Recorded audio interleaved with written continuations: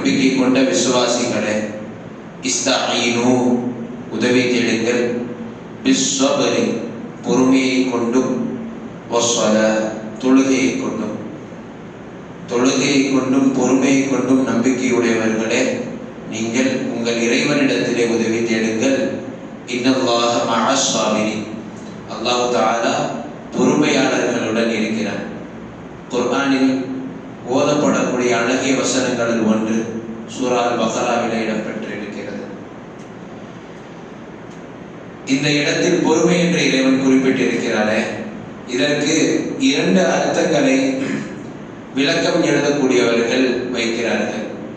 முதலாவது, நாமெல்லாம் அறிந்தது சோதனையில் காக்கக்கூடிய பொறுமை.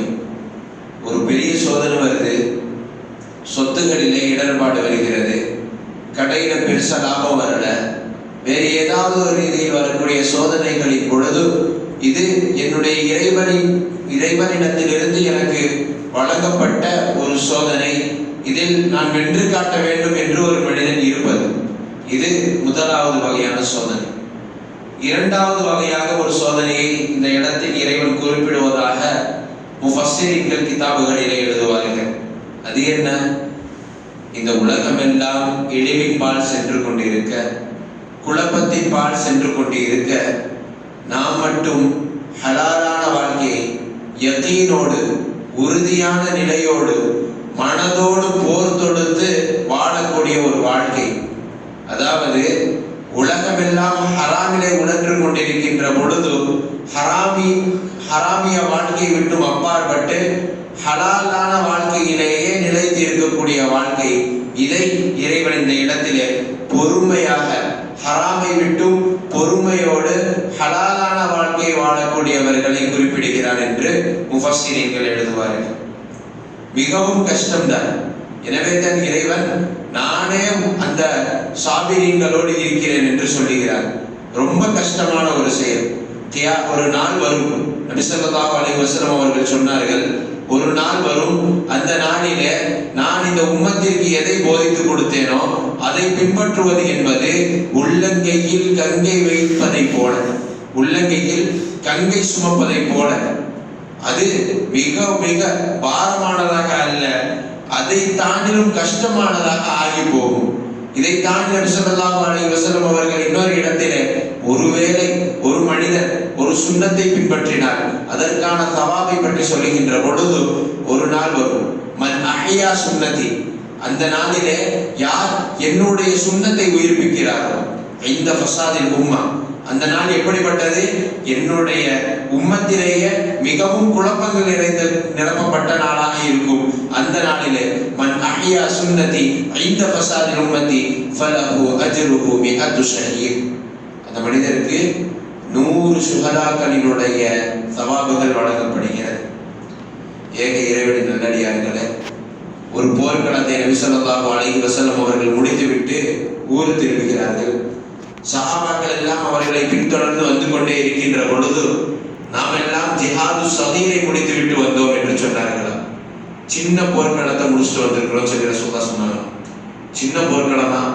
சஹாபாக்கள் எல்லாம் தான் உயிர் எப்படியாச்சும் இஸ்லாத்தின் பாதையில் போயிடாதான் சொல்லி இறங்கி சண்டை போட்டிருக்கிறாங்க.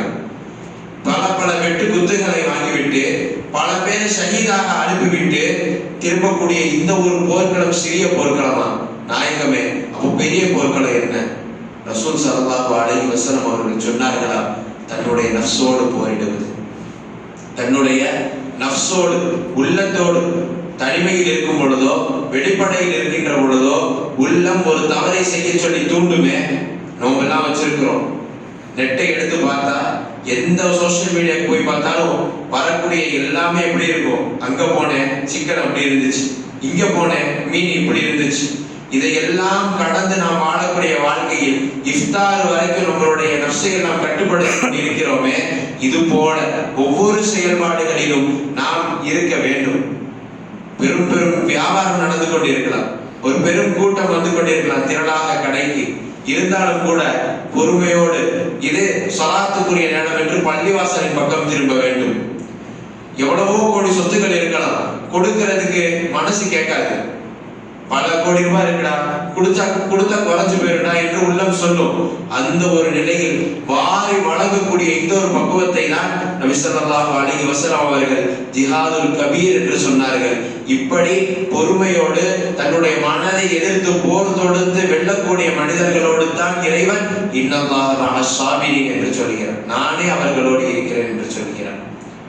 நோன்பு நமக்கு கற்றுத்தரக்கூடிய ஒரு ஆக பெரும் பாடம்.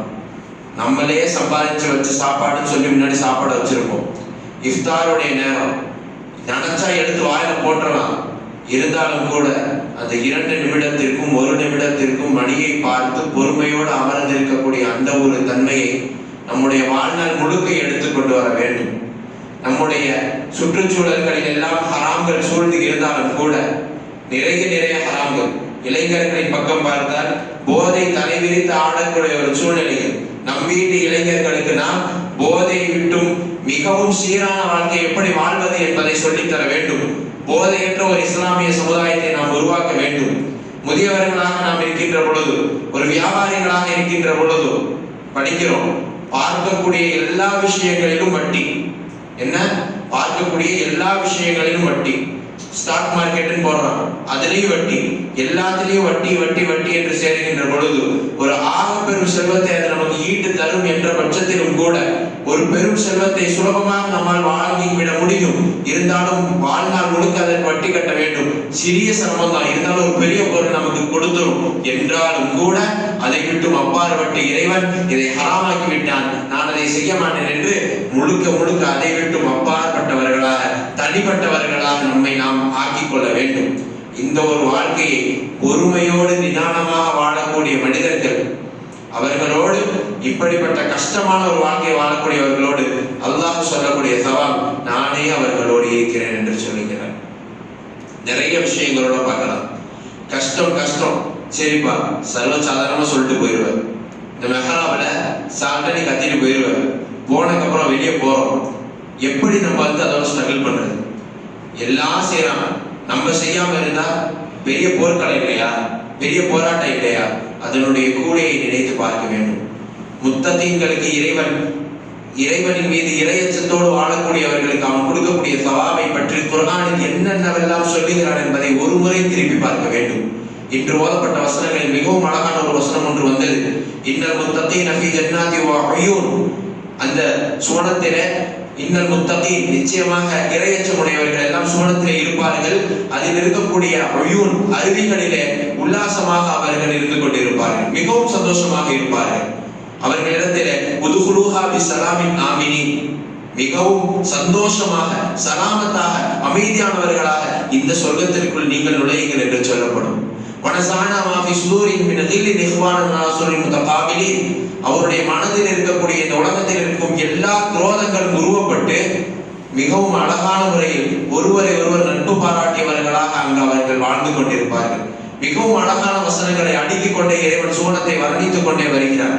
அது போன்ற அஜர்களை எல்லாம் நம்ம மட்டும் பொறுமையா இருக்கலாம். எப்ப நம்ம மூச்சு போகும் தெரியாது. இந்த பயானை நான் செஞ்சுக்கிட்டு இருக்கிறேன், முடிக்கிறதுக்கு முன்னாடி இங்கே வஃபாத்தானா கூட ஆச்சரியப்படுறதுக்கு ஒண்ணு கிடையாது. இங்க நம்ம அமர்ந்து கொண்டு இருக்கிறோம், நாளைக்கு சஹரை எதிர்பார்த்தவர்களா அமர்ந்து இருக்கிறோம். நைட்டு 12ஓட நம்மளோட உயிர் போயிருமா தெரியாது, போனாலும் போயிடும். சஹரை அடைந்தாலும் அடைவோம். இந்த ரமதானை முழுமையாக பெற்றுக்கொள்வோமா தெரியாது. இந்த ஒரு இப்படிப்பட்ட ஒரு வாழ்க்கையை வாழ்வதற்காகத்தான் நாம் இந்த அளவிற்கு பொறுமை இழந்தவர்களாக வாழ்ந்து கொண்டிருக்கிறோம் என்பதை நினைத்து ஒருவேளை நம்ம வஃபாத்தாயிட்டார், பொறுமையாக இருக்கக்கூடிய நம்மோடு இறைவன் இருக்கிறான் என்கிற தவாவோடு நாம் மரணித்தால் எந்த அளவிற்கு ஒரு சிறப்பை நாம் அடைவோம் என்பதையும் நாம் மனதில் நினைவில் கொண்டு இனி வரும் காலங்களில் எல்லா விதமான பொறுமைகளையும் கட்டுக்கோப்போடு கட்டி காத்தவர்களாக நாம் எல்லாம் மாற வேண்டும். நம்மோடு உறவினர்கள் தவறு செய்யலாம், நம்மளோட உடன் பிறந்தவர்கள் கூட தவறு செய்யலாம். இருந்தாலும் நான் அதை செய்ய மாட்டேன், அவர்களை நான் திருத்துவேன் என்கிற ஒரு மனோநிலைக்கு நாம் வர வேண்டும். ஏக இறைவன் இந்த ரமதானின் பொருட்டால் இந்த ஒரு முயற்சியை நம்மில் ஒவ்வொருவரின் இருந்தும் வெளிப்படுத்துவானாக. வஆஹிரு தஅவானா அனில் ஹம்துலில்லாஹி ரப்பில் ஆலமீன். அஸ்ஸலாமு அலைக்கும்.